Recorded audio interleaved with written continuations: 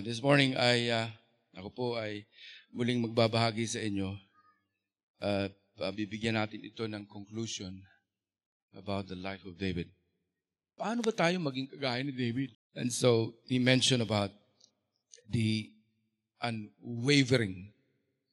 Yun palang first word na ito, actually dalawa ito. Yeah, unwavering faith. Hindi ho talaga natitinag na pananampalataya. He is that kind of leader. Hindi ho siya natitinag. And then, yung pag-ibig niya, pangalawa, yung pag-ibig niya sa batas. I love your law. I meditate your law. I put it in my heart. I hide it in my heart. Kaya dito ho natin makikita yung hari na presidente, political leader, a top leader ng Israel. Sinasabi niya, I hide your word in my heart. Upang hindi na sana ako magkasala pa. And then, pangatlo ay natutunan ho niyang in every circumstances ay magpasalamat sa Diyos. And then lastly, one of the reason why God has called him the man after God's own heart, it is because of his repentant heart. Hari, a president, a king, na kapag ka siya ay nagkamali, right away he recognizes his sin. At ngayon po, may tatlong ebidensya na gusto kong ipakita sa inyo. Itong tatlong ebidensyang ito, naumpisan ko nung nakaraan at gusto kong ibabahagi muli sa inyo para maintindihan natin yung, okay, I want you to listen carefully. Listen. Maunawaan natin na sa buhay ni David, hari, pero pagdating niya sa presensya ng Diyos, hubad ho yung kanyang pagkahari. Wala. Pag lumapit na siya sa presensya ng Diyos, at ito makikita natin, maintindihan natin mamaya, ordinaryong Israelita, ordinaryong Jewish, ordinaryong Israelita ho siya pag lumapit sa presensya ng Diyos. And that is where I want to show you na kahit na siya ay hari, pagdating sa presensya, pag lumapit tayo sa presensya ng Diyos, ordinary ho tayong lahat. And His sovereignty and soberanya ng Diyos pa rin dapat makita when we come. Kaya mahalaga po yung ating devotion. Number one na gusto kong ulitin ko po ito, pang maintindihan natin, yung mga flaws. David ho, ordinaryo ho siya pagdating sa presensya ng Diyos. Number one, David was not without fault. Maalala niyo yun? Si David hindi siya exempted sa mga mistake. Hindi siya exempted sa mga wrong decisions. Hindi siya exempted sa maling pagpipili. Hindi siya exempted doon sa nararamdaman niya pag may temptation. Hindi rin siya exempted doon sa kapag ka may nagkamali, ginagamit niya rin yung batas. Ninalagay niya yung batas sa kanyang mga kamay. Makikita ho natin mamaya, paano niya ito hinihingan ng kapatawaran sa ating Panginoon. Bilang na bilang ho yung kanyang fault na nga, failure pa. Bilang po ito. Marami, ibig sabihin, bilang na bilang ni David kung siya ho ang lalapit sa ating Panginoon. Now, the problem was, nagbago yung kanyang pananaw bilang leader. Take note of this. Carefully. I am very careful. Noong natungtong niya yung tugatog ng tagumpay. Ang trato niya sa kanyang mga tao dati, hindi naman malamya. Maayos. Ngayon nabago. Dahil sa tugatog ng kanyang tagumpay. Dito ho nag-umpisa yung mga karanasan niya. Dito po nagtulak yung kanyang kayabangan at mga, sabihin na natin, pride dahil ho sa kanyang tugatog. Pinapaalala ko ito sa aking sarili. Maaring pare-pareho din tayo, mayabang. Si David, ganun po nangyari. Yung buhay ho ni David, marami ho tayong kapupulutang mga aral. Mayaman ho ang lesson dito sa political leadership and the spiritual leadership. Okay, tingnan natin ito ha. Yung political leadership, is he a good leader? Yes, very good. In a spiritual leadership, as a father of the house, he failed. Yung kanyang anak, ni-rape ng kanyang kapatid. Na-rape ho si Tamar. Napakagulo sa loob ng kanyang tahanan. I am imagining, putting this in my own context, magulo po. Napakagulo. And try to imagine a family disoriented and divided. But he is a good leader. David, it's not exempted. He has many faults. He's a powerful example of a king fell. King nadapa. Sana po, in the life of David, for the past 3 weeks, meron tayong naaral na yung palang ginagamit ng Panginoon na mga ehemplo mga tao, sablay. Sablay po. Pero sa una sablay, sa dulo tagumpay. Uy, okay yung rhyme na yun, ano? Una sablay, sa dulo tagumpay. Mag-create tayo ng ganong awitin. Awit kay David. Ang mga victories niya, ang mga successes as a king. Pangalawa na gusto ko makita natin, 3 lang po ito. Si David, hindi ho siya exempted sa mga troubles. Double trouble ho siya. David was not without trouble. David was not without fault. Ito dinidescribe niya na kung sino talaga tayo. Kung sino ka, sino ako. Na may fault tayo, may pagkakamali, may kasalanan. At meron din tayo mga trouble. Ano yung trouble? Siyempre alam na ninyo, napakalaking trouble talaga nito. Nang umagaw siya ng asawa na hindi naman niya asawa. Hindi lang ho yan. Madalas kong sinasabi, kinuha niya yung asawa ni Uriah. Hindi ho siya nakontento sa isang kasalanan lang. Dinagdagan niya ito ng isang kasalanan at pinapatay, sabihin na natin. Dinala si Uriah sa front line upang siya ay mamatay at walang tumulong sa kanya, na hirap siyang lumaban. Walang tumulong. Pinapatay ni David. A man of trouble. A king of trouble. Ang mga trouble at mga kasalanan ho na nagawa natin, hindi naman talaga ito napaparusahan eh. Mayroong panahon napaparusahan na tayo, kaya lang nagtanong na tayo, bakit ako nahihirapan? Bakit ang hirap ng buhay ko ngayon? Ano ba nangyayari? Nasaan ba ang Panginoon? Now, eto po, hindi tayo napaparusahan.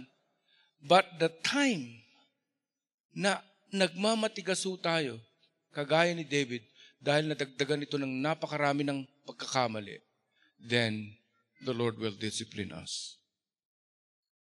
Ilang beses nating naranasan? Ilang beses kong naranasan ito?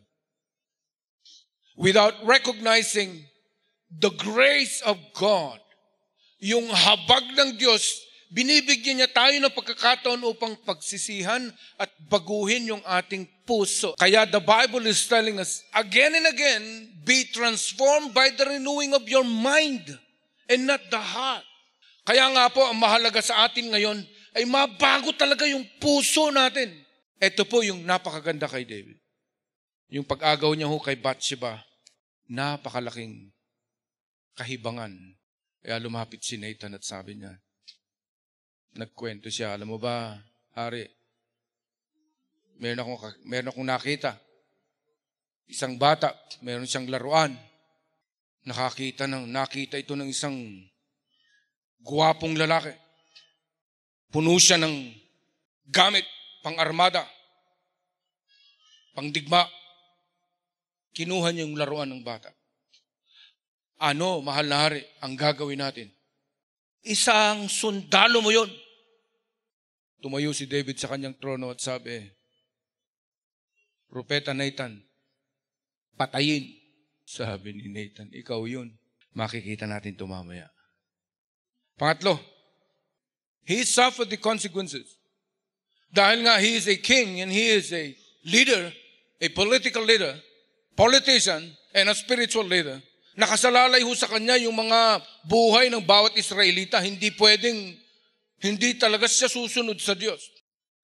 Kaya po ang Israel, nagsuffer ho sila kapag ka ang hari ay hindi sumunod. You see what happened? Nabanggit ko itong nakaraan.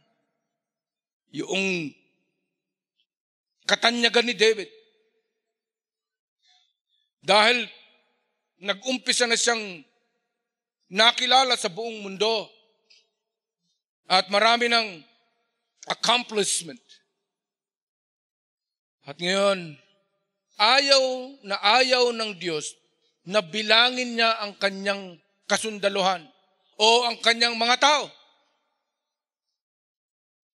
Pero pilit niyang ginawa ito at dito nagalit ang Diyos.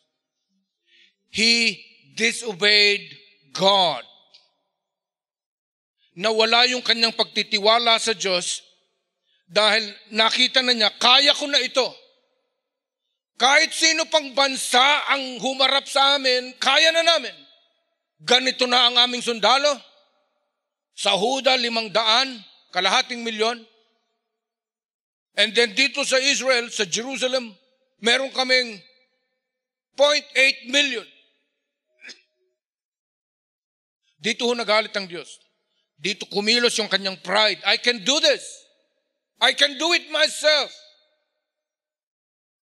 Nawala yung kanyang pagtitiwala sa Diyos at dito nagalit ang Panginoon. May 3 salot na sinabi ang propeta. Ngunit ang pinili ng Diyos, dahil sabi pa rin ni David, nagkasala nga ako. This is the good thing which we will read in our conclusion.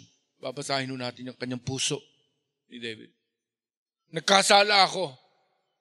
Mapaparusahan pala ako. Anong parusa? Yung 3 araw, yung parusa na ito, 3 araw na salot.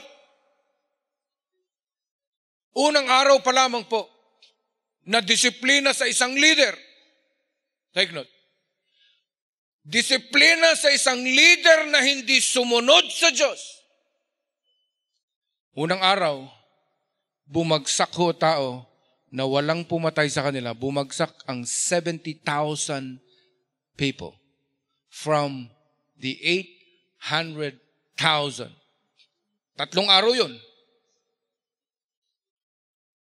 And then, nakita ang Panginoon ng kanyang puso na nagsisisi talaga siya. Dapat ako na lang.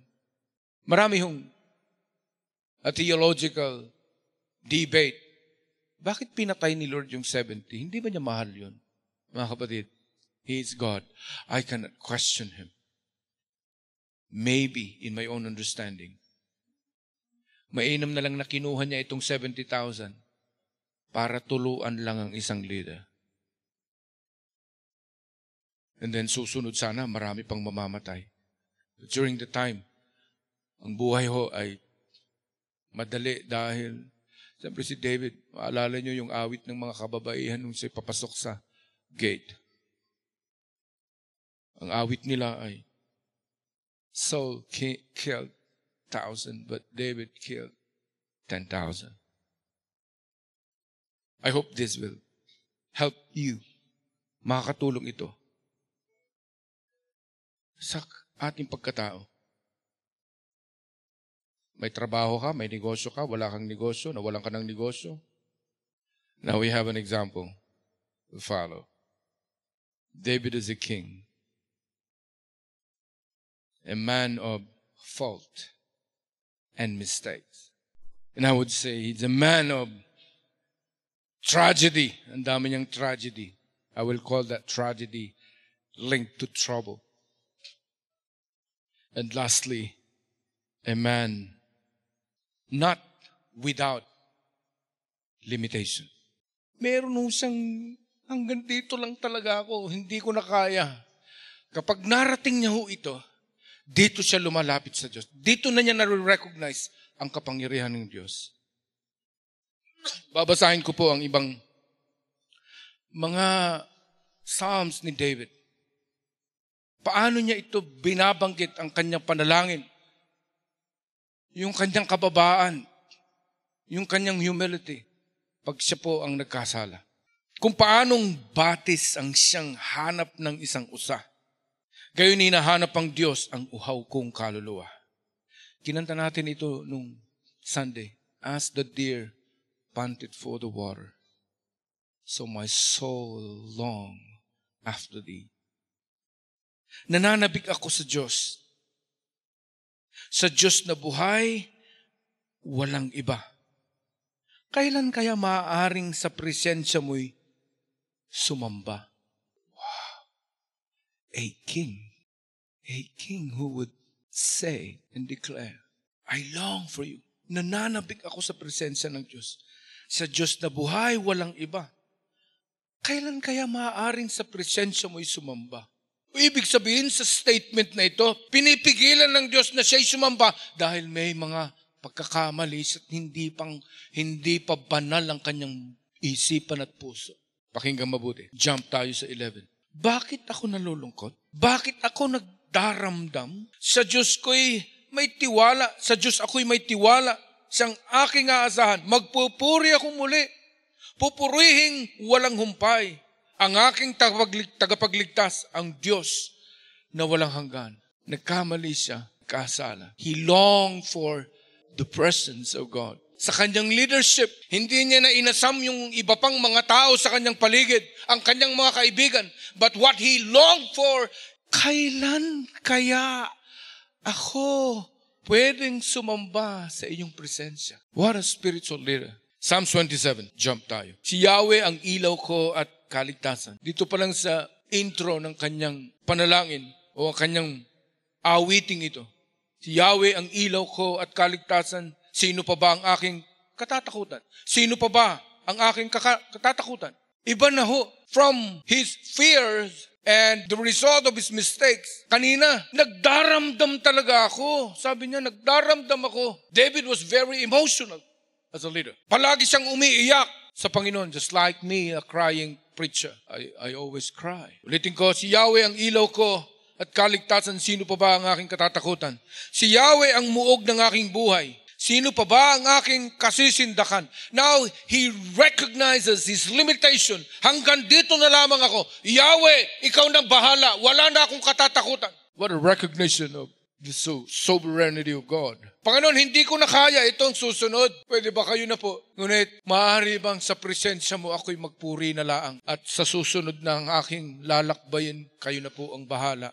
Buhay ko'y pagtangkaan ng mga taong masasama. Sila'y mga kalaban ko at mga kaaway nga, mabubuwal lamang sila at mapapariwara. What a confidence. Nagsumbong siya sa Diyos. Kailan ka ba nagsumbong sa Panginoon? Nung nilait ka ng kaopisina mo, nilait ka ng kamag-anak mo, nilait ka din ng kapatid mo, nilait ka ng katrabaho mo. Kailan ka nanalangin na nagsabing, Panginoon, ipagtanggol mo nga ako. Kahit isang hukbo ang aki pumalibot, hindi pa rin ako sa kanila matatakot. Pag sinabi mong isang hukbo, batalyon ho ito. Hindi ako matatakot, wika ni Haring David. Sasalakayin man ako ng mga kaaway, magtitiwala pa rin ako sa may kapal. Ito po, a man of fault, a man of trouble, and a man of limitation. Balit ni-recognize niya ang kapangyarihan ng Diyos.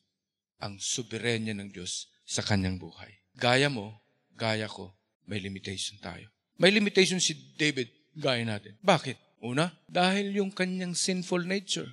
Nalilimitahan siya sa mga bagay na pwede niyang gawin kapag siya ay nagkasala at hindi sumunod sa hakbang ng Diyos na kanyang pinakita. Sa atin hong buhay, hindi naman ho sana talaga dapat mahirap eh. kung meron tayong pagsunod at ginamit natin Mateo 6:33. Pag nagmamateo 6:33, wala kang problema. Ako bahala. Down to verses 1 to 32. Sabi ni Lord, tignan mo yung mga ibon, hindi naman sila nagtatrabaho, pero kumakain. Yung the lilies in the valley, wala naman silang damit, but you see the beauty. The Lord clothed them. Ang habol kasi ng mga taong ito ay kanang Panginoon. Pera, damit, inumin, pagkain. Yan ang hinahabol nila araw-araw. Di ba ganyan din kayo? Kaya ang sabi ng Panginoon, Mag-Mateo 6:33 kasi kayo at ibibigay ni Yahweh lahat ng imong kakailanganin. Pero kung nga umuna ti pagarian ti Diyos kanti kinalinteg na kat amin dagito'y kapadbanag mainayon danto maidadagdag. Hindi ho tayo wala. Kaya sabi ni Lord, meron ka na, idagdag ko na lang. Kaya lang, mag-Mateo 6:33 ka kasi. Si David, do wala pa sa kanyang bersikulo na ito, galing ito sa ating Panginoong Hesus sa kanyang mga labi. Pero alam niya ang batas. Alam niya ang batas ni Yahweh. Kapag inuna niya ang Panginoon, ang dulo nito tagumpay. Mateo 6:33, and then you will observe how God will take care of you. Pangalawa, nakita natin may limitasyon siya. Bakit? Yung emotion ni David, yung kanyang emosyon, meron siyang turmoil palagi dahil nga sa kanyang mga karanasan. Makikita natin ito. Nag-express siya ng kanyang kalungkutan sa presensya ng Diyos. Mababasa natin ito mamaya. Na kahit ako nung ako'y bago pa ipanganak, nasa sinapupunan pa lang ako ng anak, may kasalanan na yung nanay ko. Makikita natin ito mamaya. Siya po ay pinanganak, yung kanyang pangalan. So alam ho ni David, yung nanay niya mismo. Kaya nga kaya nung ang propeta, nung siya'y lumapit si Samuel kay Jesse. Asan ang mga anak? Pinakita ho.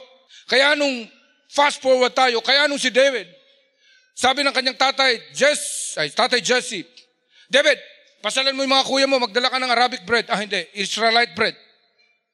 Arabic bread, hindi kasi gusto ng Israel yun. Humus, magdala ka doon sa mga kuya mo. At ibigay mo tong sandwich sa kanila. Bisitahin mo nga at mag-report ka sa akin. Pagbisita niya, kuya, nandito ako. Uy, mga kuya, bakit ka nandito? Nakakahiya ka, bakit ka pupunta rito makita ka nung hari? Balik ka na lang sa bahay, balik ka na lang kay tatay. Pupunta ka rito. So what happened? Balik siya. And then, lumabas ngayon yung kinakakatakutan ng Israel. Si Goliath. Hinamon niya ngayon ang mga Israelita. Yung ang payat-payat na David, ang itim niya, pero gwapo. Ano na yung tawag natin doon? Daniel Scott? Tall, dark, and Christian. Ganun. Tall, dark, and industrious. Ganun, no? It's tall, dark, and dark. Naghamon siya. Wala. Contextualize ko na lang ito para maunawaan ninyo. Hamunin ko kayo. Kayo naman nagsasabing ang inyong Diyos ay makapangyarihan. Nasaan? Ang kanyang mga kuya nagtatatakbo. Nako. Sa kanyang isip, I killed the lion and the bear and others with my bare hands. My bare hands. Lion. Yung lion ho ngayon, nakakulong lang. Mga lion noon. Pero iba naman ho yung buhaya, nasa kalsada. Dito natin makikita. He was excluded. Hindi siya nire-recognize ng family. But when Samuel saw him, the Holy Spirit spoke to him. Yan, anoint him. Sabi ni Jesse, napakababa naman ng pinipili ninyo. Outcast ho ito. David na ito, outcast. And earlier on, nangusap ang Panginoon. Kasi nakita niya yung isang anak ni Jesse. Eto na siguro. May 6 na abs. Ang gwapo. And the Holy Spirit spoke to him. No. The way you look at people is different when God sees people. He looks at the heart. and not on the outward appearance. Ito po, tingnan natin yung kalooban niya. Yung si David na ho ito. Ngunit English lang ito. Pagpaumanhin nyo na, basahin nyo pag-uwi ninyo. Psalm 6, verses 6 to 7. I am worn out from my groaning. All night long I flood my bed with weeping and drench my couch with tears. Wow! How to describe? Whole night umiiyak siya. I flood my bed with weeping and drench my couch with tears. My eyes grow weak. With sorrow, they fail because of my foes. Dahil sa pagkakamali ko, nasan ka, O Diyos? Psalms 13, 1 and 2. How long, Lord, will you forget me forever? Gaano ba katagal ito? How long will you hide your face from me? How long must I wrestle with your thought? And day after day have sorrowed in my heart. Bigat na ho ang aking puso, ang aking karamdaman. How long will my enemy triumph over me? Psalms 22. My God, why have you forsaken this man, the King of Israel? Lord, kailan ba? Hanggang kailan mo ako pagtataguan? My God, why have you forsaken me? Why are you so far from saving me? So far from my cry and anguish? I flood my bed with my tears. How long will you save? Parang sampal ito sa akin. I'm not a king. I'm not even a politician. I'm just an ordinary leader. I don't even cry. Hindi ho ako umiiyak ng kagaya nito. But I do cry when I pray. Pero ito iba. Ang lambot do ng kanyang puso. A humble man recognizes his mistakes, sin and sin, troubles, limitation. I cry out day by day, but you do not answer me. Hindi ka sumasagot. Pwede pala. Pero ang tanong, hindi tinutugon ni Lord. Dahil hindi ka naman nananalangin as what the Bible is saying. As Paul was saying, pray without ceasing. Manalangin walang tigil. Si David, he always pray. Kaya niya sinasabi, gaano pa katagal? Nung nakaraang buwan pa ako humingi sa inyo, hanggang ngayon wala siyang tugon. He cries in his room. Minsan sa atin, talagang hari tayo ng kayabangan. Hari din ako ng kayabangan. I don't even pray. The same as what this man prays. Kaya siya tinawag na man after God's own heart.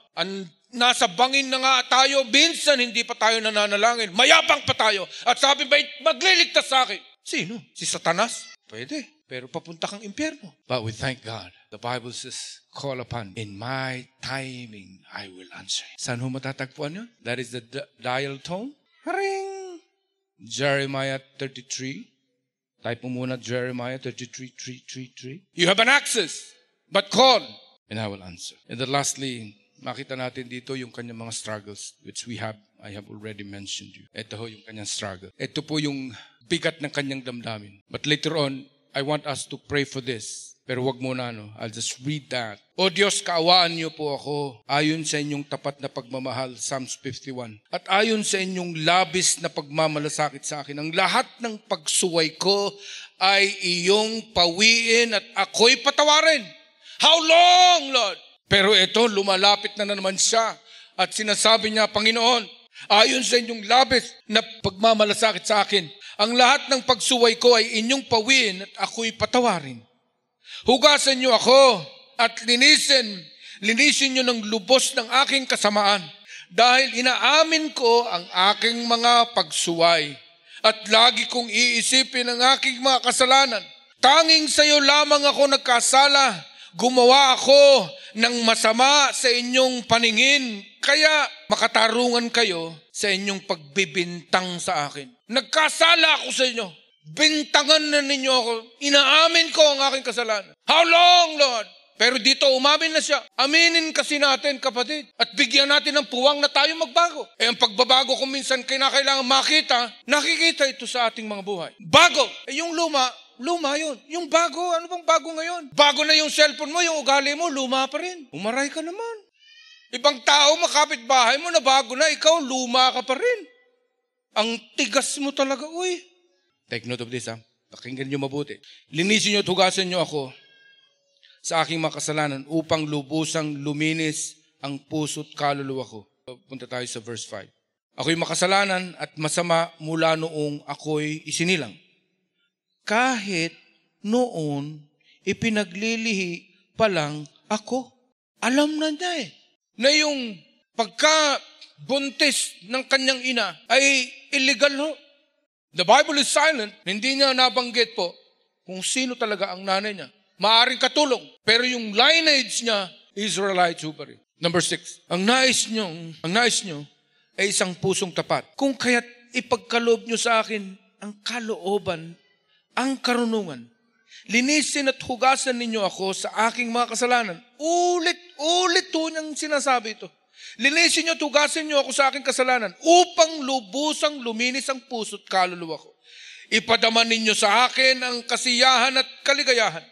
Ipadaman nyo sa akin ang kasiyahan at kaligayahan upang sa abakong kalagayan muling mapasa akin ng kagalakan. Wow. Restore unto me the joy of my salvation. Noong naramdaman ko yung encounter ko sa iyo, ibalik nga ho ninyo yung gana, yung enthusiasm na yun.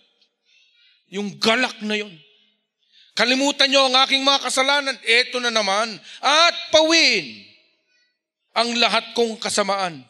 Likhain nyo ako ng busilak na puso. A heart that hides your word. O Diyos, at bigyan ako ng bagong spirito na matapat. What a king! What a humble heart! Huwag po akong itaboy palayo sa inyong piling. At ang inyong banal na spirito, now, dito natin makikita, hindi siya kikilos bilang isang hari kapag wala ang banal na spirito. Huwag ho ninyong ilayo ang banal na spirito. Even then, the Holy Spirit is working in the life of the Israelites, especially on the leader. Sana ibalik sa akin ang kagalakang nararamdaman ko nung iniligtas niyo ako. Bigyan nawa ako ng masunuring spirito. In other term, ugali, character. What a prayer. At turuan ko ang mga makasalanan ng inyong mga pamamaraan upang manumbalik sila sa inyo. Ituturo ko ito sa aking mga kawal, mga kasama, ang aking administration, ang aking mga undersecretaries at mga secretaries. Ituturo ko sa kanila ito. I will teach them your ways. Patawarin nyo. Ang dami. Grabe ho ito. Patawarin nyo ako sa kasalanan kong pagpatay. O Diyos na aking tagapagligtas, at sisigaw ako sa kagalakan dahil sa inyong pagliligtas. Panginoon, buksan nyo po ang aking labi nang ang mga ito'y magpupuri sa inyo. Hinihingi niya. Kaya siya rin ang nagsabi, O my soul, bless the Lord your God, and all that is within you. Bless His holy name. Inuutusan niya yung kanyang sarili. Mga kapatid, it is also right for us to command ourselves to worship Him. When we come to church, hindi ka nag-uupo, but you worship Him with all of your heart. That's why David is a good example of worship. Pagsamba. Kailan kaya sa presensya mo ako'y magpupuri? Panginoon, buksan niyo po ang aking mga labi na mga ito'y magpupuri at matutong magpuri sa inyo. Hindi naman ang mga, tignan nyo na ito ha. Pwedeng ibalik nyo doon sa number 16. Hindi naman ang handog ang nais nyo. Eto na po. Is he violating His rules? Na pwedeng, ang maaari lamang tanggapin ng Diyos ay mga sinunog na mga handog. Pero nang sinasabi niya rito, Panginoon, ay number 16, hindi naman ang mga handog ang nais nyo eh. Hindi naman yun talaga ang gusto nyo eh. Ang gusto nyo, mag-alay man Ako ng mga handog na sinunog. Hindi rin yun ang malulugod sa inyo. Hindi rin kayo napiplace doon. Panginoon, hindi po. Pero ito na po, verse 17. Ang handog na kalulugod sa inyo ay pusong mapagpakumbaba at nagsisisi sa kanyang kasalanan. Ito ang handog na hindi ninyo tatanggihan. He knows. Hindi na kinakailangang magsakripisyo pa ng mga handog na sinunog. Mag-alay ng mga hayop. Lamb, if that is the equivalent of the sin. Hindi naman yun ang gusto nyo eh. Kahit na dami ko pang papatayin ng mga guya, hindi rin kayo nalulugod. Ngunit nalulugod lamang kayo sa pusong dalisay. Yun naman talagang gusto ninyo, Lord eh. Ibang klase ho si David. Now, my question and my challenge, sa inyong simpleng pagkilala sa Panginoon, did you pray this kind of prayer? Have you recognized your fault? Your limitations? Maaring sa iba, yes. But for long, hindi natin pinagsisihan. Napabayaan, nakalimutan. Pero si Lord, may listahan ho siya. Hindi upang ilista ang ating kasalanan. Kailangang mas tupad yung kanyang layunin sa isang hakbang na hindi kalugod-lugod dahil gusto niyang ituro sa atin ang pusong mapagpakumbaba. Matanggal yung yabang, may ayos ang puso. Pag natapos, pwedeng umusad. Hindi ho ipapayagan ng Diyos. Hindi ho konsentidor ang Panginoon.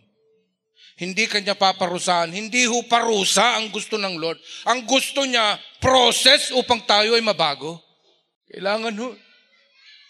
Kasi kung ang patingin lang natin para tayong dating nasa lumang simbahan, pasok, labas, walang nabago. Baka ganun din ho mangyari dito. Ay hindi na ho po pwede yun.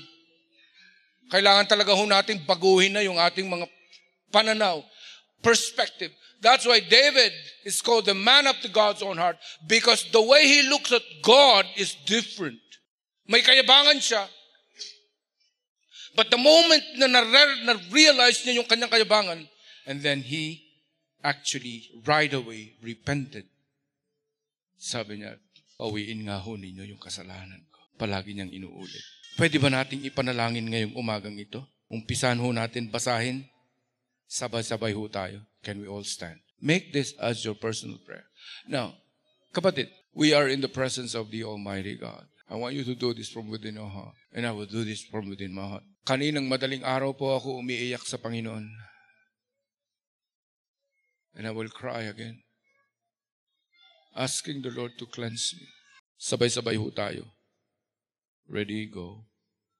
O Diyos, pagmamahal, at ayon sa inyong labis na pagmamalasakit sa akin, ang lahat ng pagsuway ko, inyong pawiin at ako'y patawarin. Hugasan niyo ako at linisin niyo ng lubos sa aking kasamaan dahil inaamin ko ang aking pagsuway at lagi kong iniisip ang aking mga kasalanan. Tanging sa inyo lamang ako nagkasala. Mawa ako masama sa inyong paningin, kaya makatarungan kayo sa inyong pagbibintang sa akin. Karapat-dapat lang nahatulan niyo ko. Ako'y makasalanan at masama mula noon ako'y isinilang. Kahit noong ipinaglilihi pa lang ako. Ang nais niyo ay isang pusong tapat, kung kaya't ipagkaloob niyo sa akin ang kaloob-looban at karunungan.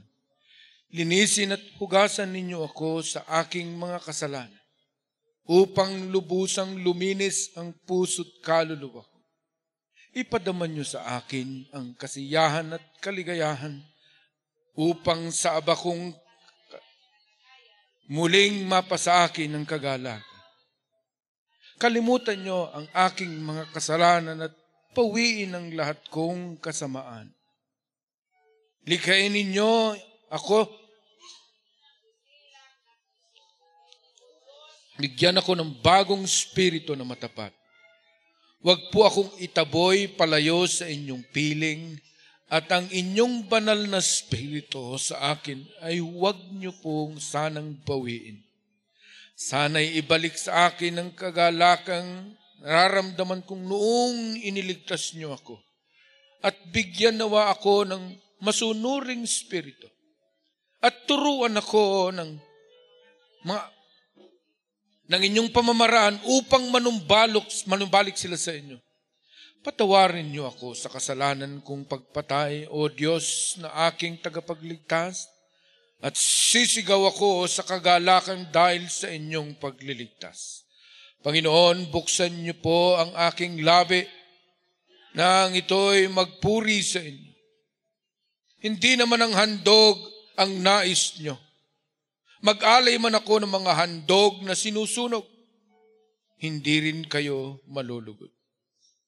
Ang handog, nakakalugod, ang nalulugod sa inyo ay pusong nagpapakumbaba at nagsisisi sa kanyang kasalanan. Ito ang handog na hindi nyo tatanggihan.